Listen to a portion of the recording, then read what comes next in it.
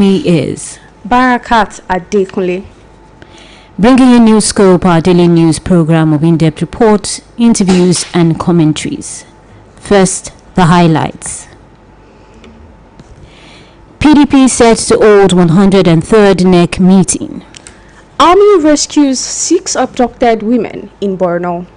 Oyo Deputy Governor calls for strategic economic investment in Okeogun.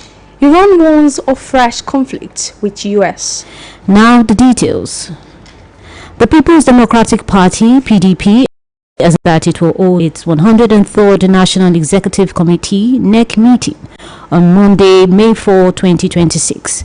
This was made known today in a notice posted on the party's official X handle. This is equal to the signed resolution of 2/3 of the members of the National Executive Committee NEC pursuant to the provisions of Section 31 of the Constitution of the People's Democratic Party PDP. According to the notice, the meeting is set to hold by 2 p.m. strictly for statutory members of the National Executive Committee. Those expected at the meeting include PDP state governors, members of the National Assembly from the PDP caucus, members of the Board of Trustees, state chairman, national ex-official members, former members of the National Working Committee, former governors, principal officers of the National Assembly, as well as other designated stakeholders and NEC members.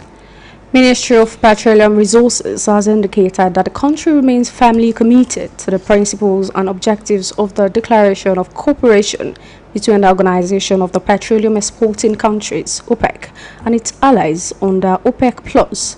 This position highlights Nigeria's continued alignment with collective efforts aimed at ensuring stability in the global oil market. Nigeria recognizes the critical role of OPEC and OPEC+ in managing oil supply, reducing market volatility, and fostering a more predictable pricing environment. These coordinated efforts are considered vital to sustaining global economic stability and supporting long-term energy development across producing and consuming nations. The ministry further noted that Nigeria will maintain adherence to agreed production frameworks while constructively engaging with fellow member countries to strengthen cooperation and market balance. Troops of the Joint Task Force Northeast Operation Adenkai has rescued 6 abducted women, including children, and have reunited them with family members in Ngoshi Community, Wosa local government area of Borno State. A statement by the Media Information Officer Operation Adenkai, Lieutenant Colonel Sani Uba, noted that the rescue operation followed sustained offensive actions. According to the statement, acting on credible intelligence, troops of Adenkai while returning from an overnight offensive operation in the early hours of Friday, intercepted and rescued the 6 women and children around Amuda. Preliminary briefings revealed that they were among abducted during the terrorist attack on Ngoshi Community on the 3rd of March 2026 and had been held in captivity at a terrorist enclave in Gaba before escaping. During the rescue, the troops said they came under a sporadic enemy fire as fleeing terrorists attempted to pursue the escapees. The statement added that following the rescue, the victims were immediately administered first aid and medical checks at a military facility before being formally handed over to community authorities. In a related development, a young woman abducted in Kasuan Magani, Kajuru local government area of Kaduna State, has regained her freedom after spending about 5 months in captivity. The victim was later confirmed pregnant following a medical examination. A former media aide to the late Kaduna State Governor Patrick Yakowa, Mr. Ruben Buhari, disclosed this in a post shared on his verified Facebook page.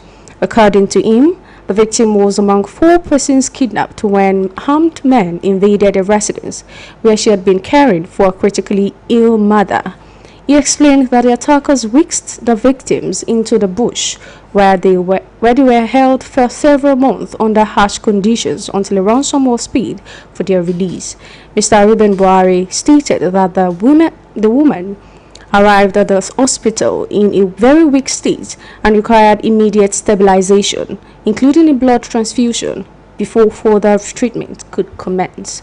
It described the experience as deeply traumatic, adding that many aspects of what victims face in captivity are often too distressing to recount in full. More than a dozen girls and women have been abducted by suspected bandits in Kaduna State. The incident occurred on Friday at about 9:45 p.m. at Sabunlayi community in Bakwari local government area.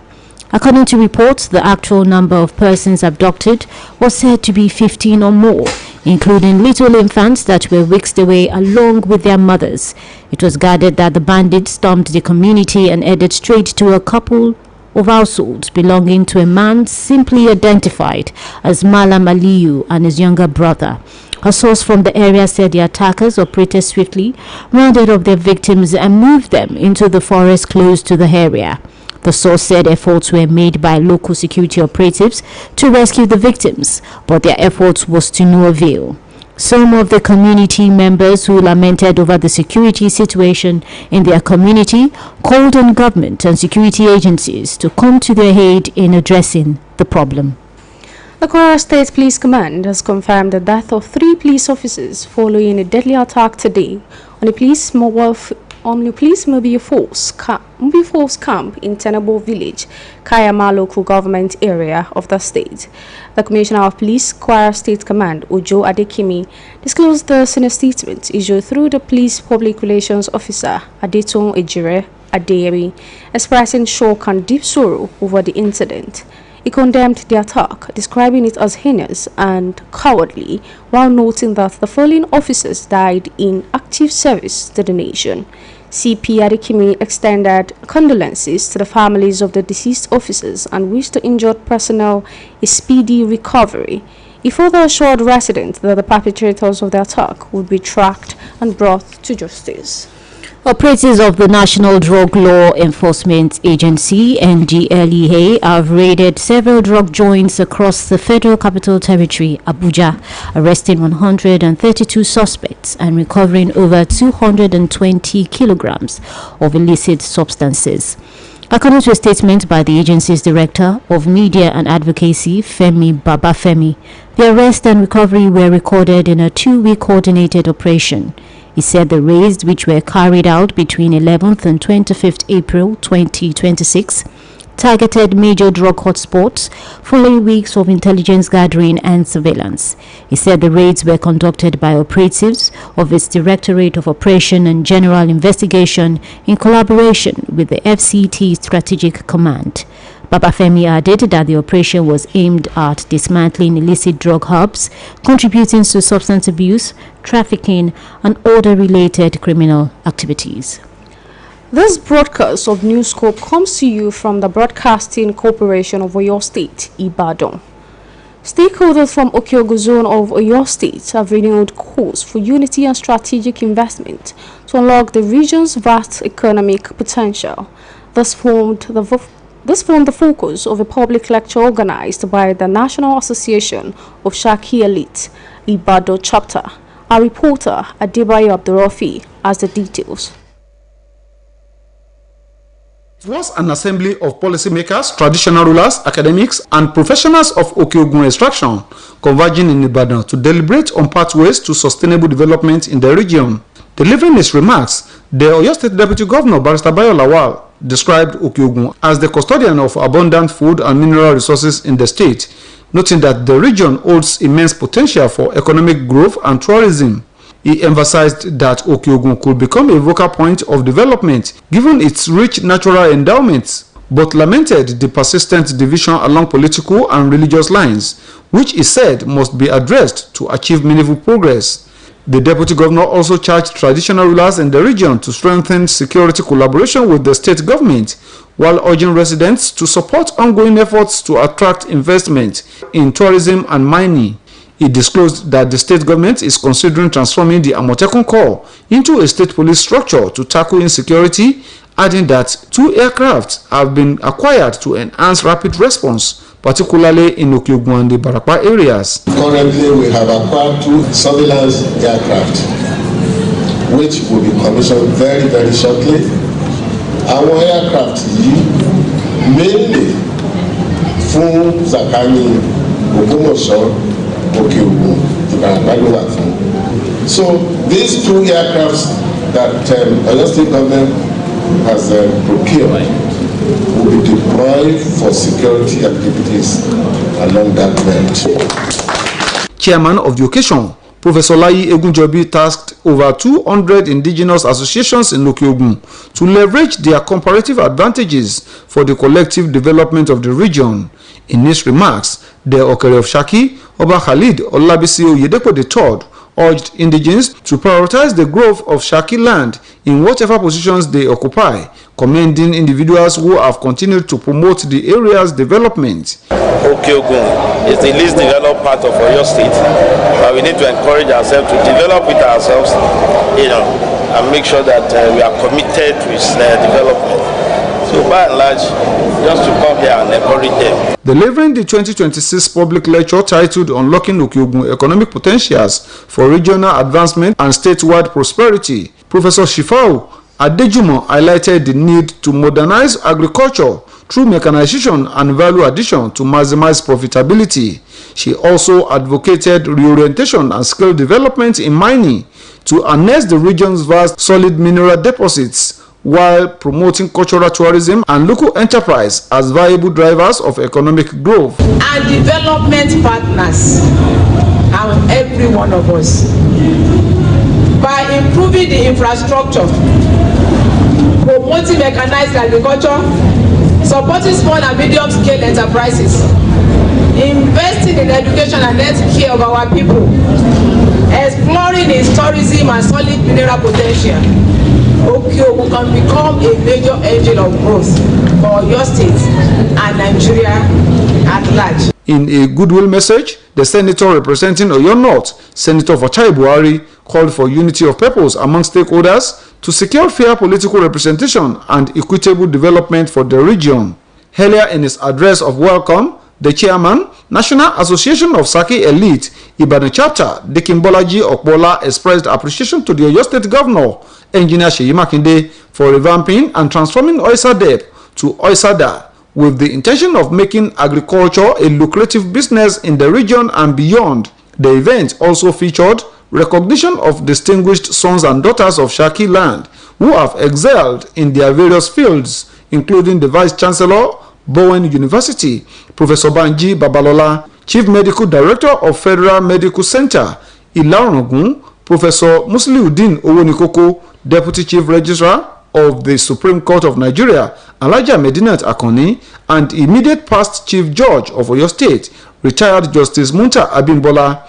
The event, which had in attendance the National President of NASE, Dr. Aderemi Ayola, among other dignitaries, also saw students of Ansaruddin High School, Shaki, who emerged winners of the male category of the Oyo at 50 Secondary School football competition, being honored.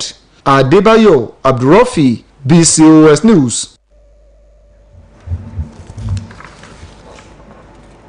Journalists have again been reminded of the need to exercise caution in their reportage and adhere strictly to professional ethics as the 2027 general elections draw closer.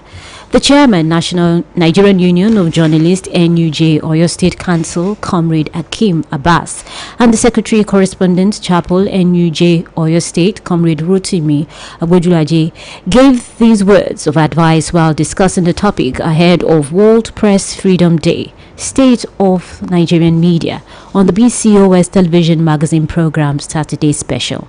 Our reporter, Fidora Afolagwe, who monitored the program, reports.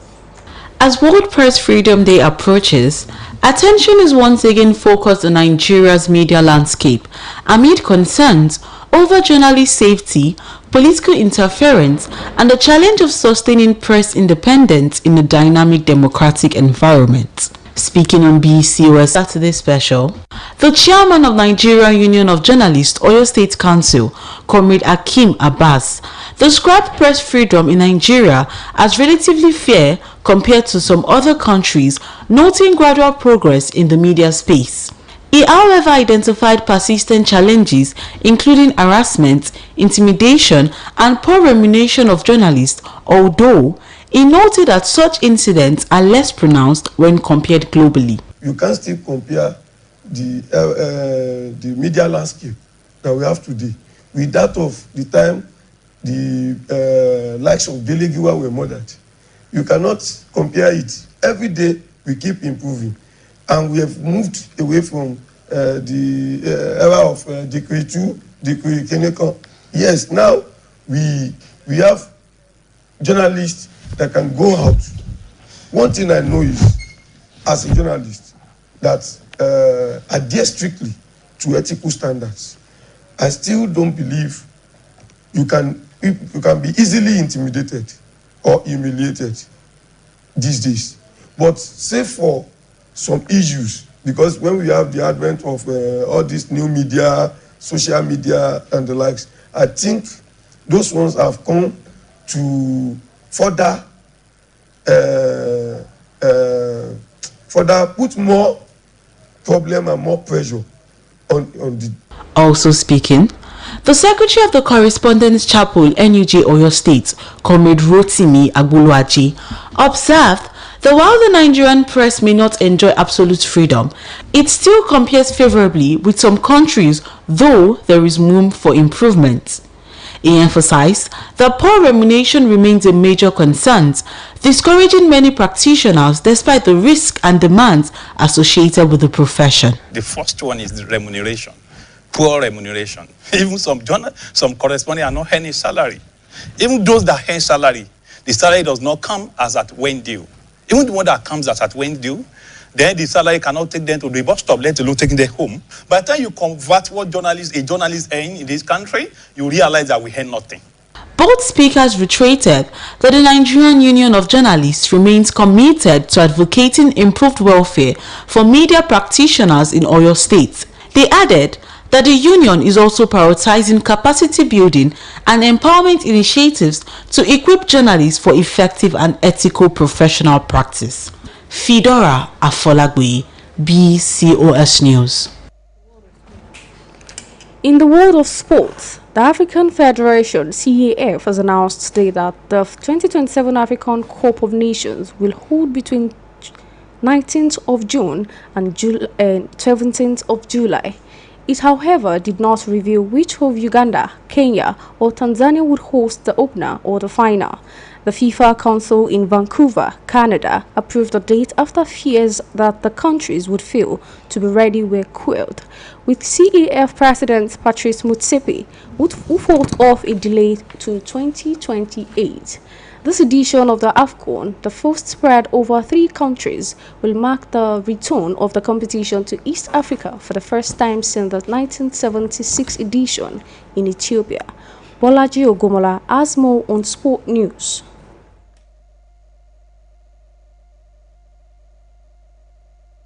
On the sports segment of the news, I am Boluwaji Ogumola. Enyimba forward Ezekiel Edidiong has called for fan support ahead of the Nigeria Premier Football League clash against Remo Stars. The People's Elephant will be up against the reigning MPFL champions Remo Stars in a promising encounter in Aba on Sunday. Edidiong said they will aim for the maximum points against the Sky Blue Stars. Recall that Edidiong was on the books of Remo Stars during the 2022-2023 NPFL season. Edidiong admitted that he is emotional with the memories but expressed his focus on ensuring Enyimba secured the victory ahead of his former side. Manchester City boss Pep Guardiola insists his club cannot use their grueling schedule as an excuse if they fail to win the Premier League title this season.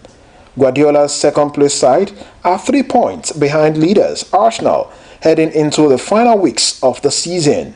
But City's title bid could be hampered by a fixture pile-up after their games against Crystal Palace and Bournemouth were given new dates, either side of the FA Cup final against Chelsea on May 16.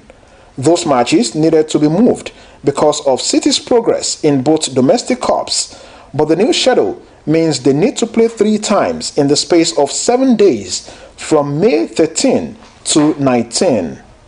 The League Cup winners' title charge concludes against Aston Villa on May 24.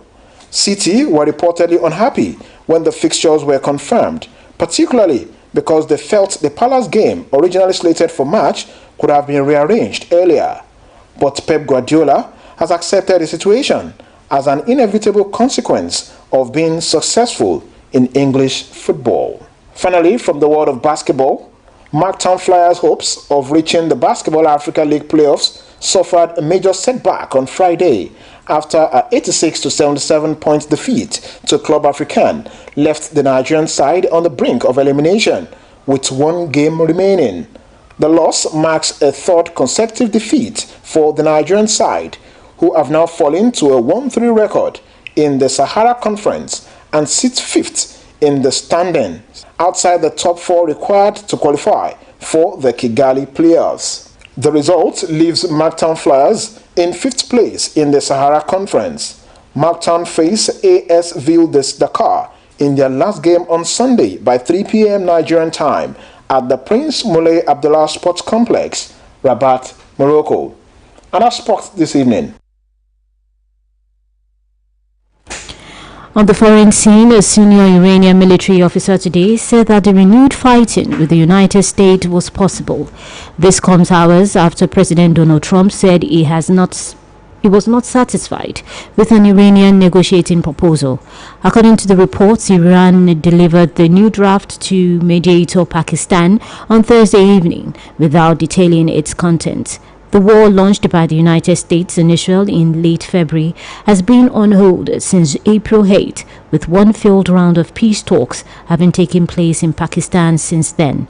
Today, a senior figure in the Iranian military Central Command, Mohammad Asadi, said a renewed conflict between Iran and the United States is likely. To end this edition of Newscope, here again are the main highlights. The People Democratic Party, PDP, has announced that it will hold its 103rd National Executive Committee, NEC, meeting on Monday, May 4th, 2026. Troops of the Joint Task Force Northeast Operation Adinkai has rescued 6 adopted women, including children, and they have reunited them with the family members in Igoshi Community, Kosa local government area of Borno State. Oyo State Deputy Governor Barrister Bayo Lawal has described Okyogun as the custodian of abundant food and mineral resources in the state, calling for unity and strategic investments to unlock the region's vast economic potential. And on the foreign scene, a senior Iranian military officer today said that renewed fighting with the United States was possible. That's all from Newscope Desk for now. It was packaged by Mary Adedapo and delivered by Adetoke Oluyole and Barakat Adekoli. Thanks for listening, and do not forget to tune in for the Yoruba version at 8 p.m. Good evening. Thank you for listening.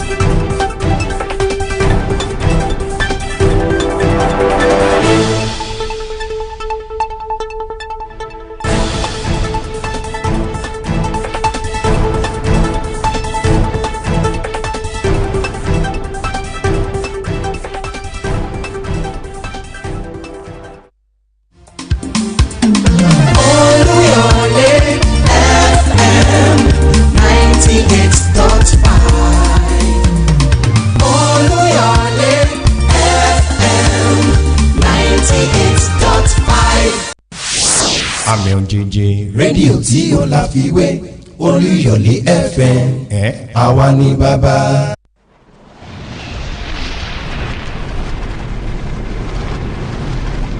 èyí àrà.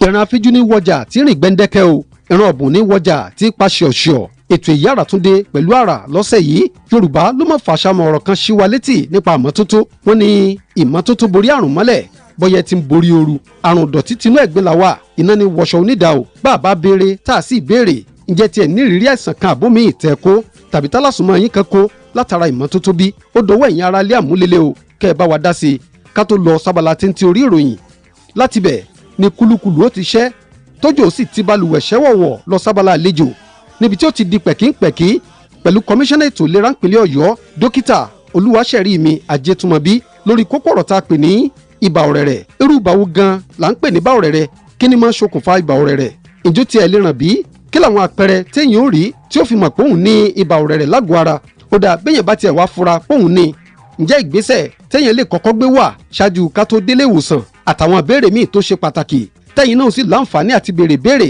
lọ́wọ́ àlejò wa lórí ètò ọjọ́ ní pẹ́ o ìpàdé kan kì í jìnnà ọjọ́ ìsinmi tó ń bọ̀ ní ẹjẹ́ àpàdé láago 6 àárọ̀ sáago 7 fábálà àkọ́kọ́ àti láago 7 àárọ̀ sáago 8 fábálà àlejò níkànnì 98.5 olúyọ̀lé fm 96.3 òkè ògùn fm 92.1 ajílétí fm lórí tẹlifíṣàn ìpínlẹ̀ ọ̀yọ́ àti lórí ìtàkùn àgbáyé tabala eré ìdárayá náà sì tún ṣe pẹ́pẹ́ èyí àrà ọgbọ́n òdigi àfikáwókùn ẹ̀tún kù ojú lọ́nà.